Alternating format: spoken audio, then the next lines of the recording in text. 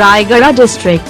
On the 17th of April 2022, a traffic accident at Panasguda village 6 kilometers from Gunupur in Rayagada District claimed the lives of two young people. According to sources, Shukdev Shabar, 23, and Minketan Shabar, 23, of Mukudipadar village, Gunupur block Baghshala panchayat. They were riding the bike to Panasguda village to see the Yatra, where the bike lost control and collided into a guard oval on the side of the main road. As a result, two young men were critically injured and found comatose on the side of the road. Panasguda residents reported the young men were unresponsive to the 108 ambulance on Sunday morning. The two critically injured were taken to the Gunupur Sub-Divisional Hospital by 108 ambulance. Then doctor pronounced them dead at the hospital.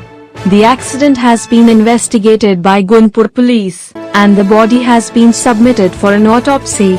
Reports from Purna Chandra Sadangi, Sigma Media Lab, Gunupur, Odisha.